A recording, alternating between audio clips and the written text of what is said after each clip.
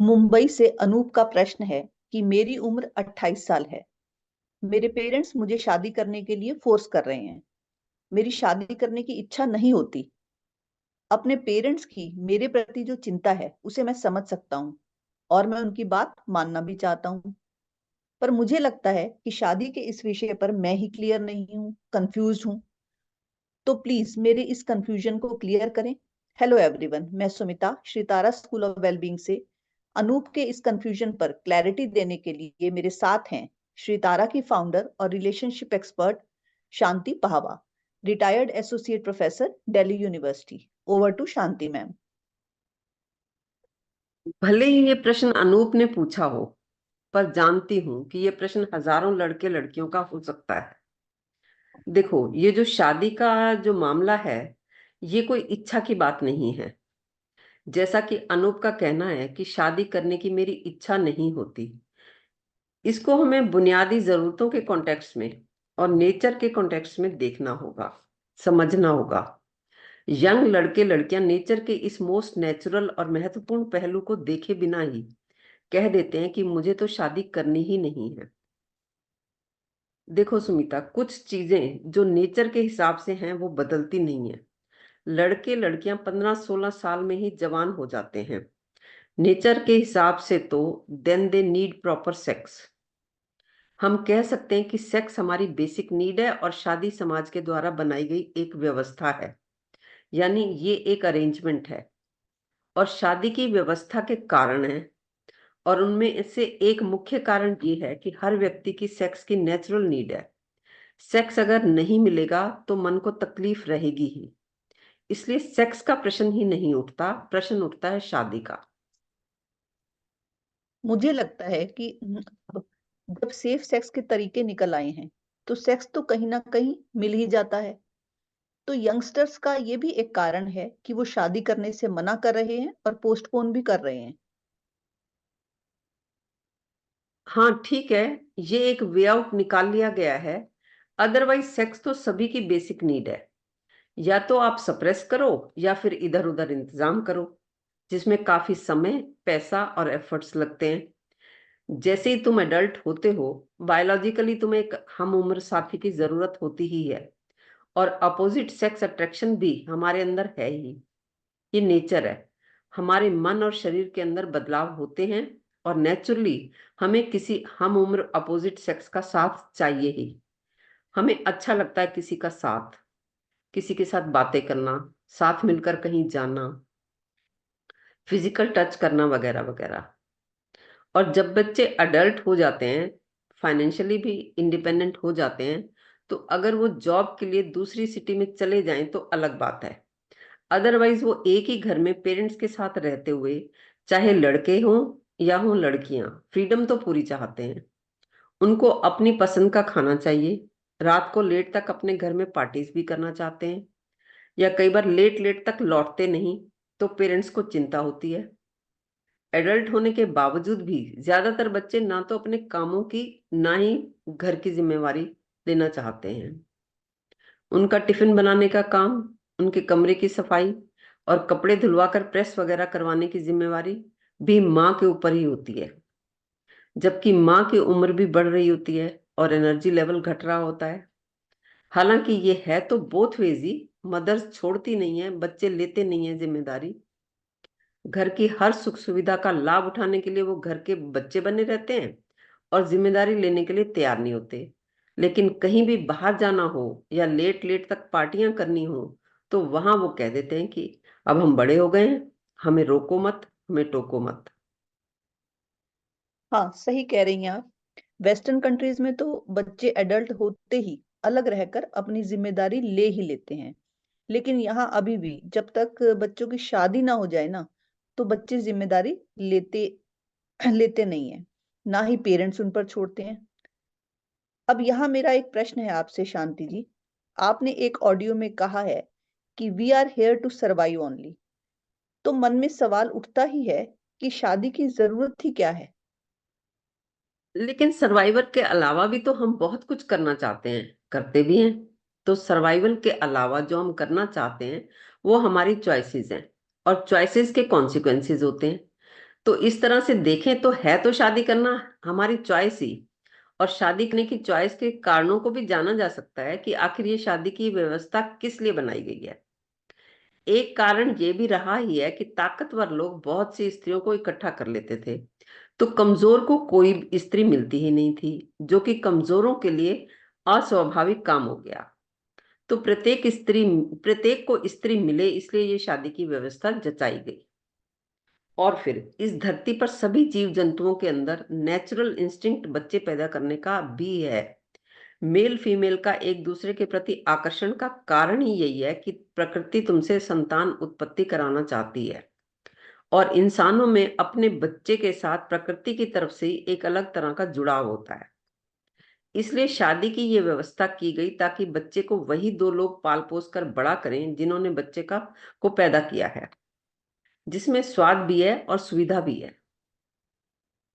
आप ये जो स्वाद और सुविधा की बात कह रही हैं, पर मैंने देखा है अपने आसपास, और ये एक सर्वे भी है, कि आज भी इंडिया में डाइवोर्स रेट चाहे कम है, पर बैड मैरिजेस वर्ल्ड में सबसे ज्यादा इंडिया में है। तो बैड मैरिज तो असुविधाजनक और बेस्वाद रिश्ते को ही तो कहेंगे ना। देखो, शादी जरूरत तो है हमारी, लेकिन ये कोई सुख शांति की गारंटी नहीं है। यानी शादी से अपनी जरूरत को जोड़िए, ना कि अपनी हैप्पीनेस को। इसलिए तो कहा गया है कि शादी का लड्डू जो खाए वो पछताए, और जो ना खाए वो भी पछताए। और फिर ज्यादातर लोग कहते हैं कि पछताना तो है ही, तो क्यों ना खाकर ही पछता लिया जाए। तो ज्यादातर लोग शादी करते ही हैं। और ऐसे भी बहुत लोग हैं जो शादी को मुसीबत समझते हैं। इसी वजह से तो जिम कैरी ने भी कहा है कि solitude is dangerous, it is very addictive, it becomes a habit after you realise how peaceful and calm it is. It is like you don't want to deal with people any more because they drain your energy. यही वजह है कि कितने ही लोग शादी नहीं करते, जैसे कि रेखा, सलमान खान, करण जौहर, एकता कपूर, तुषार कपूर, और भी कितने ही लोग हैं तुम्हारे आसपास जिन्होंने शादी ही नहीं की। तो क्या शादी ना करना सुख शांति की गारंटी है? नहीं नहीं, ऐसा भी नहीं है कि शादी ना करना ही सुख शांति की गारंटी हो। ये जो भी अकेले रहते हैं ना, इनके मन में रहता ही है कि रिलेशनशिप में मैंने पता नहीं क्या गलती की, मैं पता नहीं समझ ही नहीं पाया, मुझे कोई मिला ही नहीं, या जो भी मिला वो अच्छा नहीं था। उनके मन में आता ही है कि किसी किसी को ही मनपसंद साथी मिल पाता है, लेकिन मुझे मेरे मन के मुताबिक कोई मिला नहीं। उन्हें यह भी ख्याल आता ही है कि क्या पता मेरे में ही कोई कमी हो। तो एकांत का स्वाद भी वो उस तरह से ले नहीं पाते। उनके अंदर कमी का भाव रहता ही है। वो रहते तो अकेले हैं, लेकिन वो बाहर खोजते रहते हैं कि कहीं कोई मिले जिसके साथ दिल बहल जाए, किसी दोस्ती में, किसी की कंपनी में, किसी काम में। तो उन अकेले रहने वालों का जो ये सॉलिट्यूड है ना, वो एक तरह का अकेलापन है। उनके एकांत के साथ ये बातें जुड़ी ही होती हैं। यानी उनके सॉलिट्यूड के साथ अस्पष्टता और अंधेरा जुड़ा ही होता है। आप कह रही हैं कि शादी करना या ना करना सुख शांति की गारंटी नहीं है। तो फिर जीवन को कंफर्टेबल बनाने के लिए और जीवन को स्वाद से जीने के लिए क्या किया जा सकता है? जो मन और जीवन के स्वभाव को समझ जाता है और दुख और दूरी के कारणों को भी समझ लेता है, वो फिर चाहे शादी करके किसी के साथ रहे या रहे अकेला, वो ही अच्छे से स्वाद ले पाता है जीवन का। वो जान जाता है कि क्या संभव है, क्या संभव नहीं है, और क्यों संभव नहीं है। उसका बाहर की तरफ अंधेरा मिट जाता है, दौड़ मिट जाती है, कोशिशें मिट जाती हैं। जो जीवन और मन को पूरी तरह से समझ जाते हैं, उनको कहीं से कोई ऐसी झूठी उम्मीदें बाकी नहीं रहती कि कोई मिलेगा, कुछ ऐसा होगा जिससे जीवन पूर्ण हो जाएगा। उनको नहीं लगता कि शादी होगी तो मैं सुखी हो जाऊंगा, या कि बच्चे होंगे, फिर पोता होगा या पोती होगी, या कुछ ना कुछ ऐसा घटेगा जिससे ये मेरा अकेलापन दूर हो जाएगा। वो किसी झूठी उम्मीद में नहीं, वास्तविकताओं में जीते हैं। केवल वही जीवन को आराम और सहजता से जी पाते हैं। यहाँ मेरा प्रश्न है आपसे कि आजकल यंगस्टर्स में ये बात काफी देखने को मिलती है कि पहले करियर सेट हो जाए फिर शादी करेंगे, या पहले मेरा करियर ग्राफ एक खास मुकाम पर पहुंच जाए तब मैं शादी के बारे में सोचूंगा या सोचूंगी, या फिर मुझे तो शादी अभी नहीं करनी, 30 की उम्र में करनी है। उनके लिए आप क्या कहेंगी? सुमिता, जो ये यंग बच्चे करियर की वजह से शादी को लेट करते हैं, तो उन्हें जरूरत है ये जानने की कि ठीक है, करियर जरूरी है, लेकिन जब एक बार तुम किसी काम में या किसी जॉब में सेटल हो गए तो उसके बाद तुम्हें अपनी इस मोस्ट नेचुरल नीड को इग्नोर करने की जरूरत नहीं है, क्योंकि शादी तुम्हारे करियर ग्राफ को आगे ले जाने में कहीं भी नहीं अड़ती। और आज लाइफ बहुत सिस्टमाइज हो गई है। ऐसा नहीं है कि कहीं दराज जाकर कमाई करनी है या कहीं दूर देश जाकर ही व्यापार किया जा सकता है। इवन लेडीज को भी अब वो पहले वाले काम तो करने नहीं पड़ते। तो परिस्थितियां ऐसी हो गई हैं कि काफी पैसे हों तो भी लेडीज को भी कुछ करने को काम तो चाहिए ही। इस पर हमारी दो मास्टर क्लासेस भी हैं, 7A एंड 7B, जिनका टाइटल है how important it is for women to earn. इन्हें आप सुन सकते हैं। इसका लिंक डिस्क्रिप्शन बॉक्स में दे दिया गया है। तो काम कुछ भी किया जा सकता है। ऐसा कोई काम भी हो सकता है जो घर पर रहकर ही किया जा सके। Work from home is a reality now. आज की परिस्थितियों में काम तो सभी को चाहिए, क्योंकि घरों में तो काम अब बचे नहीं। तो दोनों को ही सेक्स चाहिए और काम भी चाहिए, और शादी इन दोनों में कहीं बाधा नहीं है।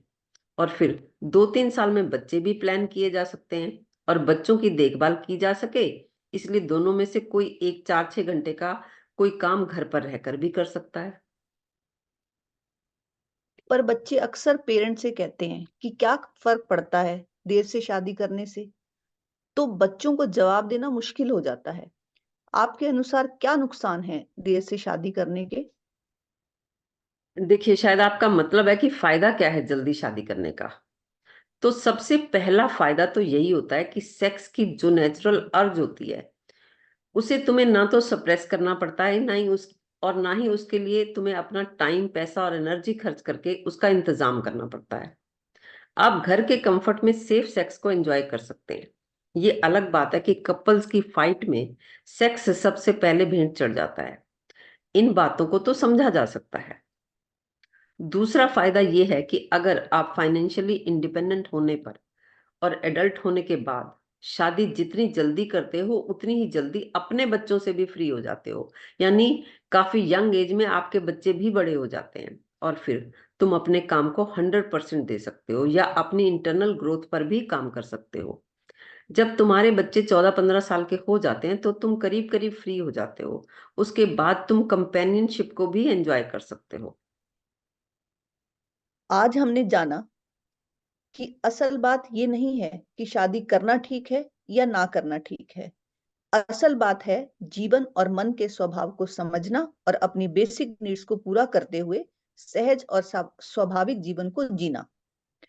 अब मैं हर बार की तरह यही कहूंगी, अगर आपके मन में कोई प्रश्न हो या कोई और कंफ्यूजन हो, कोई डाउट हो जिस पर आप क्लैरिटी चाहते हैं, तो आप हमें स्क्रीन पर चल रहे नंबर पर व्हाट्सएप कर सकते हैं या कमेंट बॉक्स में लिखकर भी भेज सकते हैं। आपकी जानकारी के लिए बता दूं कि प्रश्न पूछने वाले की प्रिवेसी के कारणों से नाम और स्थान बदल दिया गया है। थैंक यू सो मच हमें अंत तक सुनने के लिए।